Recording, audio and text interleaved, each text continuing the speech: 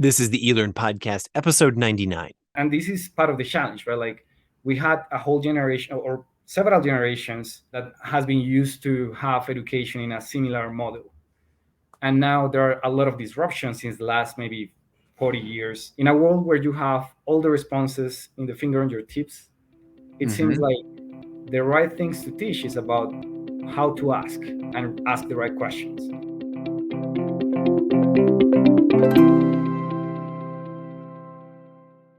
Welcome to the eLearn Podcast. My name's Ladek, and I'm your host from Open LMS. My guest for today is Germán Rojas, who's the Director of Global Consulting Services at Open LMS. In this insightful conversation, Germán and I talk about what exactly Open LMS professional services are about and used for by our clients and other actors in the open source space. We also talk about when a common request becomes a feature in future services and products, and when his team has to say no to a request. Herman and I also talk about the future of education now that we're fully in the new hybrid reality, especially focusing on lifelong learning and personal development, and what things specifically the pandemic accelerated from his point of view. Herman and I also talk about what we can do as learning professionals to assuage the overwhelm of constant, rapid change, especially around technology.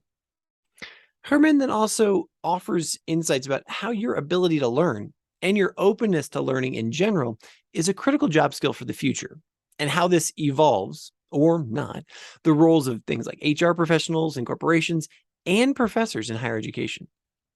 And then finally, Herman and I end our talk by looking at what he's excited about for the near future, including not only pedagogy, but also technologies and other interesting things that I'll let you listen and learn about.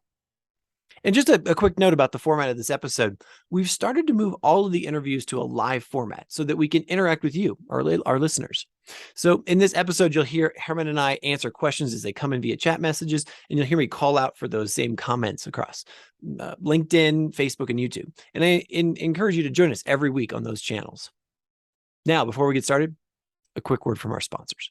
The eLearning podcast is sponsored by the eLearn Success Series, a uniquely valuable set of events that bring together sector experts and thought leaders to offer solutions to the most critical challenges and issues at the intersection of education and technology. Get your free ticket to all 4 sessions at elearnsuccessseries.com. And Open LMS, a company that provides world-class LMS solutions that empower organizations to meet education and workplace learning needs. Learn more by visiting openlms.net. Let me introduce my guest today, German Rojas. How are you, sir? I'm good. Thank you for the invitation. No, it's my pleasure. I mean, it's an easy invitation. I mean, we work together, right? So, At the end of the day, you are a super busy guy. You are the head of our consulting services at Open LMS. And I've really been wanting to have this conversation for a while. Give us a little, give us the 30 seconds, the 1 minute on what does that mean to be the head of consulting services for Open LMS? All right. So I really enjoy my work. That's the first thing that I want to say. And basically, it consists in trying to analyze how we can add value for custom requests that our customers have. So it is common, for sure, we are a company as a SaaS, software as a service, and we are offering a whole pool of solutions to our customers. But it's common, from time to time, a customer needs something very specific about a custom development or even related to content creation or content transformation. And we are doing that. And part of it is we also have the opportunity to review what else we could find to try to beat the expectations. So sometimes customers are asking us for, hey, I'm thinking about VR. Can you create content about it? And we say, why not? So we explore it and try to find out how to work together and learn from it. And we are also very excited with the new technologies, and we are bidding for it too. Cool. I have 2 questions I'm going to follow up with there, though. So The first one is, how much customization does every client need? Or is it, everyone is a unique snowflake and they want their own, twist on the learning management system and, this and that? Or is it, not, do we provide like a 95% solution, and then there's a few things that we tweak for everyone, that kind of stuff? Okay, so let's say like the proportion is small, but because our size of customers, that is an important amount. So let's say like we have around, I believe, 1,500 customers, and from them maybe it is common like we have a life like between 100 customers with projects per year. So there are like layers of different customization. So as part of the onboarding that we usually do, it is common like the customers needs tailored configurations, let's say. But a small piece of customers, or a small portion of them, need something else, especially related to integration. So they have this system that they build, or this mobile app, and they want it to connect with some specific reports, or they want to find a way to boost the user experience with something that is different for their market, for example. So it is common where we have, especially with corporate customers, that they say something like, hey, we want this different experience to be different in the competency, and things like that. So that's a common piece. And for sure, the content services, right now we are very focused on APAC as a region. But that's huge. Like several customers needs that, and I believe the evolution of the education shows to the customers the value to invest in good content quality. So it is not the same like showing just a YouTube video to train someone, or just a PDF. It is completely different experience if you have instructional designing, and also conversations with subject matter experts, and try to understand how we could add value for that experience to the customer. So I believe that type of services are more common, and that those services are growing. But there is an interesting part, and it is in several cases we are identifying common requests. Like if we identify this, we are receiving several customers asking for this type of reports, and we actually are increasing the functionality, and we are asking our product team like, this type of request is common, let's put it in a let's roadmap. make it a feature. Let's make it a feature. Exactly. Eventually we are getting to a point where we would like to reduce the number of developments, or this type of developments that are common, and we are focusing more like in the very specific requests that a specific number of customers request. So super cool. Yeah. So then my follow-up question to that, the second one was, how often do you say no? How often do how often does a customer or a client or anybody come to you, and maybe even an internal team, and they're like, oh, we really want to do this, and you're just like, that's just not a good idea. You don't want to do that. Actually, it is about personality too, right? So usually I have someone, or a group of people in my team that are the ones who say no, because usually I'm very optimistic, and I'm like, oh, you're a yes man, just admit it. Right. But it is important to have that balance in the team, and actually that's how we are working a way where like sometimes it's like, oh yes, that request seems very important for this customer. It seems reasonable, but then when we, I don't know, estimate the cost, the effort, maybe that's too much, and it's not worthy for the value that we will get. And part of the work that we are trying to position to our customers is saying, if it is not adding you value enough, we will say maybe this is not a good idea. So we try to evaluate not only the cost that we will have for something, it's also like how much value that might represent to our customers. Sure. And in some cases, we identify like easier ways. Sometimes the customers get with us like with a solution and say, I need a mobile app to do this, and that. In some cases, we will say, you can fulfill this need if you are doing this in this way without too much cost. Sure. So at the end of the day, it's a good exercise to say no. But yeah, I need to improve it, to be honest. Like, fantastic. If you just joined us, it's about we're coming up on 10 past the hour here. I'm with Germán Rojas, who is the head of our consulting services at Open LMS. I want to just point out that we're live right now, so you could put a question or a comment or a suggestion or whatever into the comments for us if you're watching us on LinkedIn or Facebook or YouTube. And if you're just watching the recording, you can also put comments in there and we will respond. I also want to just take 2 seconds to give a shout out to whichever one's behind me here, the eLearn Success Series that we have over at Open LMS. Our first, it's this series of 4 events that's happening across the year. There's 4 sessions. The first session, which is all about instructional design, designing engaging and effective learning experiences. It's going to be on February 23rd. We have some really, I don't know, just top-notch speakers. For instance, our 2 keynotes. Our opening keynote is a woman named Jane Bozart, who is with the eLearning Guild. She's the head of research there. And then our closing keynote is Michelle Ockers, who is just a huge name in the eLearning space. And so I'm really excited to see what they're going to put on the table.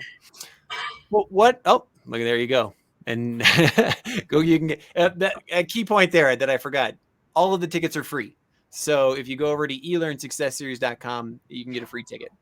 Germán, what I really wanted to talk to you about today was something you're passionate about, which is the future of education.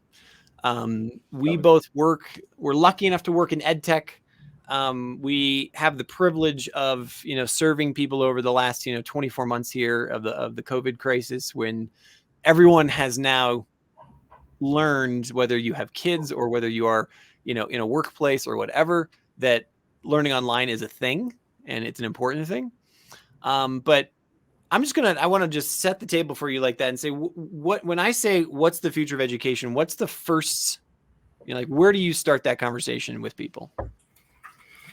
Yeah, it's a very broad question for sure. But as you said, I really enjoy that topic, and I have several conversations with friends and others about it. The first talk that I have about it is the future of education is everyone, more people getting education for more part of their lives. Like, education now is it's getting into a way where you can learn. It doesn't matter your age, and ideally it doesn't matter where you are or your social conditions. That's the whole thing. So I believe the education is the future, not only for, like when we talk about the future of education, actually we are talking about the future of the whole humanity. I believe investing on people is investing on educate that people, because that will leverage a different level of ideas. And let's say, like, we will move into a world where an idea is more expensive and more valuable than a pound of gold, for example. So I believe the future of education is a world where we are driving by those ideas, by communication. The wars will be between data, between how we are beating our competition between companies and stuff, and not with guns or trying to find specific diamonds and things, right? For sure, we need to value and part of the being educated is find ways to invest better in our resources, tangible resources, and find ways to grow together as a collective intelligence, let's say, as a humanity. I mean, it's a beautiful future. I love the picture that you've painted. Where, if I look at a spectrum of time, where are we at in that path today, and sort of where, what's the next 12 months, the next 24 months, like how do you see the evolution, what the next baby step in that evolution? Is it, are we talking everyone going to augmented realities of some kind? Is it just still accessibility and digital divide issues? Is it, further acceptance of, workplace mobility, across the world, or what is it for you? Yeah, so I believe this question without pandemic is completely different with a pandemic, right? So I believe for sure the pandemic accelerate a lot the adoption of education in technology, and I believe that trend will continue, right? Like, I believe even when we are fixing or we are getting better with the pandemic and we are, let's say, like, surpassing this, the trend is showing like still people will getting their access to education and virtual education. The challenge there, and I believe like in the near future, the challenge would be about connectivity. Like, it is common when we have these conversations, it is common, like, we assume, or all right, yes, the future of education is VR and blockchain and several technologies, and for sure. But at the same time, there is a huge reality where countries that, in Africa, for example, where the lack of connectivity is huge, we will find ways to realize how important is the connectivity for them. And as soon as we get more people connected and able to adopt technologies, adopt education too, we should be able to find a way where all of these new technologies are boosted by different people trying to create startups based on it and try to have new ideas and companies around that. So in the near future, for sure, it's about hype too. So there is a huge hype about accessibility, and basically accessibility. I believe it is getting actually into a mature way where we are all realize how important it is. We have different solutions and how to implement it. VR, for example, and the metaverse now, and even with the Facebook announce, um, before beyond a company itself, right? Because we might receive different metaverses, same as social medias, right? Like it's not like we have the social media. No, it's like we have Twitter, we have Facebook for sure, but we also have other ways to communicate. So metaverse is part of that, and I believe there is a huge hype about it. Several companies will start trying to adopt that, but in the reality, that hype will receive like or needs more maturity. New technologies needs to adopt in a way where people is really feeling that. So for sure, education is an space, and it is demonstrated like everyone or each individual learns different with different tools, with different ways. There are some people that still prefers read a physical book, and that's fine. Sure. So at the end of the day, for me, the new technologies in the near future are bringing additional gates to get education, to receive education and offer education, learning and learning and learning, yeah, learning and teaching and learning. Sorry. So at the end of the exercise, the near future for me seems like we are accepting better the education, the virtual education, and the conversation will translate not about virtuality if it is better face to face or virtuality. It will be more related to bring options for people to get education. Fantastic. As you know as well as I do, like the people who are listening to us, at least the audience for LMS Pulse and whatnot, are generally they work in higher education. They've been professionals for a long time, and they have experienced a lot of change over the last 24 months. What do you say to them about this picture that you're painting that is it can get really overwhelming about sort of, oh my gosh, now I've got to learn virtual reality, or wait, now I've got to be a learning designer and I have to adopt these new technologies, and now I have to meet my students no matter where they are, especially adult learners, right? Like, are we on a mobile device, are we on Zoom, or blah blah blah, this and that. So what do you say to them about not only the pace of change, but then helping to assuage that overwhelm, helping to sort of say, hey, look, Yeah, no so I believe the first consideration is like it is common like people perceive new technologies as, oh, that will replace this or that, and we should try to take technology as something that is adding value for us. So and like it is something also about more related to values, and like in a world where everything is changing, right? Like every day we will have new technologies, new tools, new everything. We should be open to take them, but also the focus should be like how we could teach in a way where it is agnostic about it, right? So if we are stuck in a, and this is part of the challenge, right? Like we had a whole generation or several generations that has been used to have education in a similar model, and now there are a lot of disruptions since the last maybe 40 years because internet connection and all Sure. of this. um, and I believe the main change is about we should, today Google, for example, or whatever search engine is able to provide you all the responses to you. in a world where you have all the responses in the finger on your tips, it seems like the right things to teach is about how to ask and ask the right questions, and let's like try to analyze how I know if something is real, or if it is a fake news, for example, right? Like somehow I believe the education should be more focused on, independently of the tool, more focused on how to teach to learn, for example, which is quite challenging. And we need to consider, like, it is not only the teacher bringing the teach, let's say, like class. It is also like the teacher evolving and learning also about the new technologies and about how to approach those, but without the fear of, oh, that new technology is something. It's more about, okay, what is there that could bring me value to do my job better. And that's something that we all need to do, and it's quite challenging, but it's part of the things, right? Like, today, for example, a company prefers to hire someone because of the potential, the attitude, and the potential to fulfill knowledge, instead of because has a specific knowledge. There are some cases, but the main thing is try to incentivize people to learn how to learn more, basically.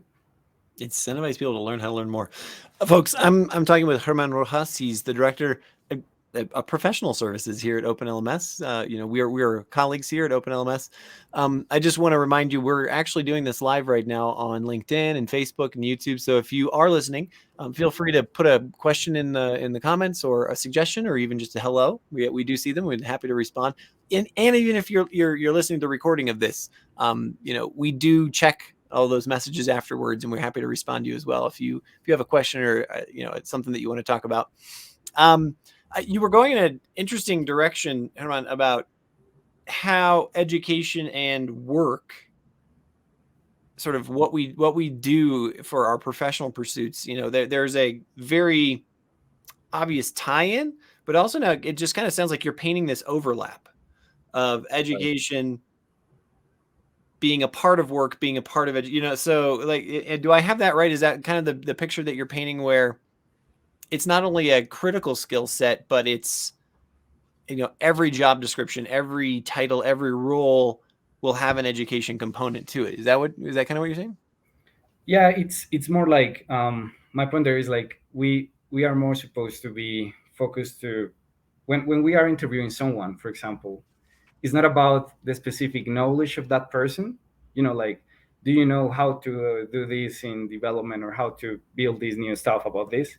It's more about how, in which level you are open to learn something new, and what is your attitude to take new challenges and embrace them, right? For example, I believe, like, we were used to in the past to to teach, for example, a degree where we say, look, this is the knowledge that we are sharing to you, and we were like teaching knowledge in the past, and that knowledge was something that you can replicate. So I don't know, if you are an engineer, I will show you how to build, what is the logic to build buildings, for example, or to build whatever is the teaching. Or if you are in medicine, I will show you which specific items you need to follow to do this stuff, right? And if the knowledge is static, we will say you can use that you learn, and you can do that the same for 40 years, and that's fine.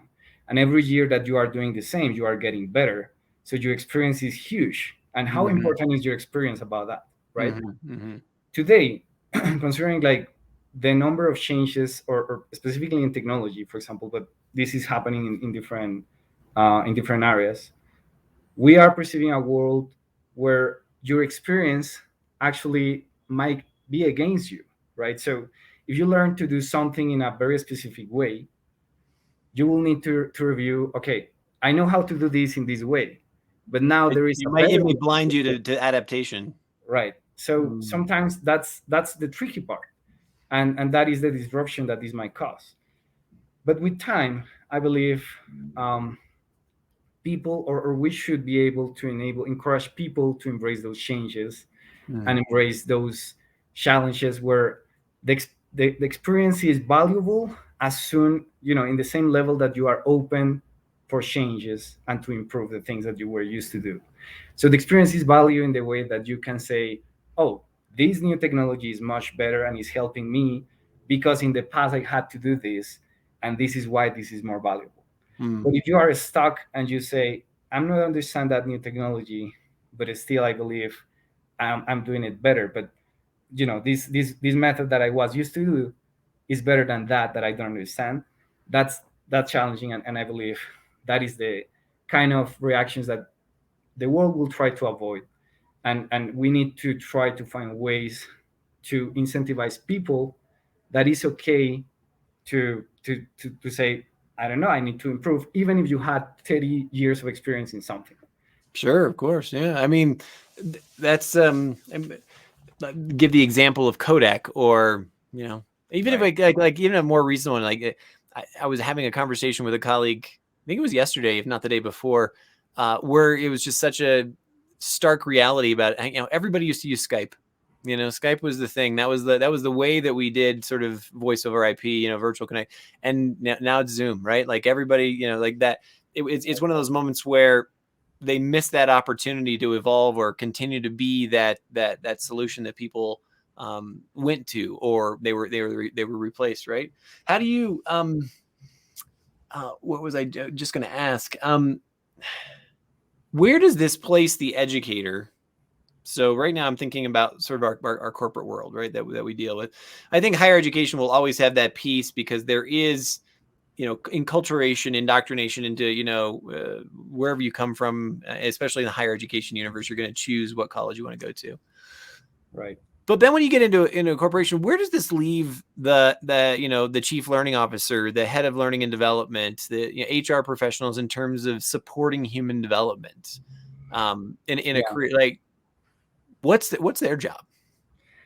Yeah, I believe, for sure, it will depends about, like the culture of each company and stuff. But I believe the trend for the future is, as individuals, we should be able to embrace our errors and mistakes and be open to share them, and be able to even share our vulnerabilities in general. So somehow I believe we we should find spaces to encourage people for experimentation, for example, and to share those vulnerabilities, and that's fine.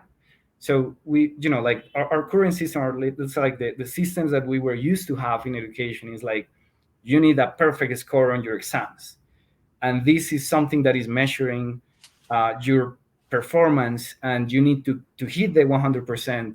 And like everything is based on grades. It doesn't matter the country where you are, and that model was working for a while, right? But it seems like that creates some people who say, I need to be perfect, I need to be to hit the grade, the perfect grade, I cannot get any mistake, even if you are learning, right? So that caused several things, and I believe it caused people is not willing to share vulnerabilities, and it seems to me that needs to change. We need a world where people, it's okay to fail, as far as as you are learning to fail, right? Like, yes, I failed 100 times, but I learned from it, Right. and that's okay. And I'm improving based on my failures, and it is okay. And I don't need to cheat. Like I don't need to try to get a homework from a friend or something. Is like, I'm taking care of myself because I'm really interested to learn something. Like if we incentivize that, and in the same way we are creating that environment of vulnerabilities, we will create a space where the collective intelligence is able to grow faster, right? So if we are building a team where everyone believes individually are perfect, it is a very difficult team, because anyone will be open to accept errors, mistakes, or to say, I will do it better, right? In a world where you think you are perfect, you won't improve. Right. But in a world where you are open to share vulnerabilities, you are not only able to improve, but also you are inviting others to help you to improve.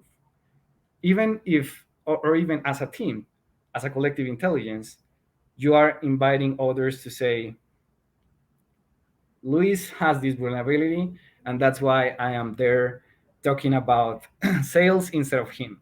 And that's fine. And he wants to improve that. So we are inviting, and he's shadowing, right? So we are inviting this collective intelligence to get better. So because companies are formed by teams and not by heroes, like individual heroes, or that should be the way. Um, Eventually, I believe educators and people in human resources should be able to incentivize people to share vulnerabilities, to feel okay if they are experimenting something new and fail. Because when you consider you are perfect or you are very good, and this is the best way that you are doing something, shit happens like Blockbuster, right? Like when Yeah. Blockbuster is, yes, we are huge, we are doing the right things, we are getting a lot of money. You Netflix, you don't know about this, you are just new in the market, just like a kid thinking about it, right? So in a world where you are sharing those vulnerabilities that you are open to learn, Mm. those type of things are less, like you are mitigating that type of failure that are the biggest failure, right? So it is better to learn from small failures and keep growing instead of deny your mistakes and deny you the opportunity to improve and Mm. have a biggest failure that you cannot like survive from it, let's say. So how as I think this sounds great for the corporate world, right? Yeah, Because corporations survive on being adaptable and they evolve to the needs of the day, et cetera, et cetera. How does that play out in higher education? How does that play out even in K through 12 as well, where an expertise, even still today, you are a professor of, right. literature, or you're a professor of, X. Um, how do you have a sense of like how those two would play out? Where are we asking for the same type of adaptability and um, agility from the higher education space as well, and Yeah, especially the people that we're looking to be educators?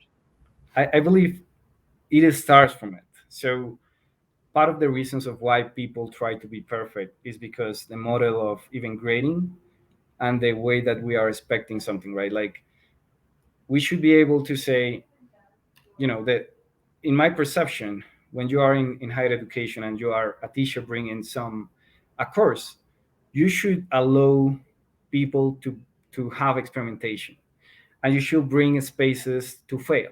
Maybe you will have exams, maybe you will need to have grades, but still you should be able to try to find ways in your class that people feel that it's safe to say a dumb question, that Mm. we safe, you know small things like there are no, like allowing people to ask whatever they need, and don't be shame about it.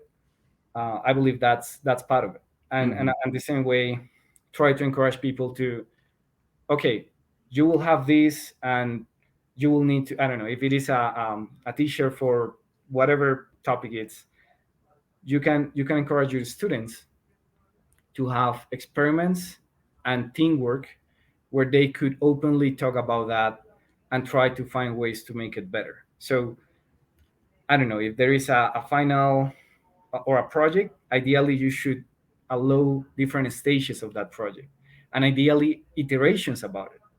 So if you show something and they get some mistakes, you should be able to say, get it better for the next time, and maybe try to even, bring the space to bring feedback and allow them to improve that from it. Because Mm-hmm. it is common that I will put you at, I don't know, like a workshop, and you send the workshop and you receive, this is your grade, and that's it. Right. And in some cases, if the teacher has more time, they will bring you feedback.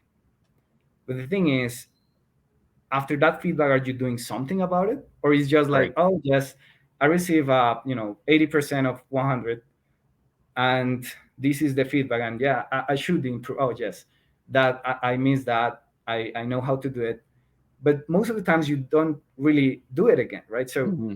I Mm-hmm. believe it will be worth it to say, enable the workshop and say, send it again, and I could improve your grade, for example, or whatever. But allow the students and people to understand their mistakes and not only get a big feedback, but also allow them the opportunity to make it better from it. Awesome. Germán, last question I have for you on this very, this exploration of the future of education is, what are you excited about? And in the short term, it's, we've really been talking very sort of far, what I would say distant future, pie in the sky, sort of like what's an ideal world that we're getting to?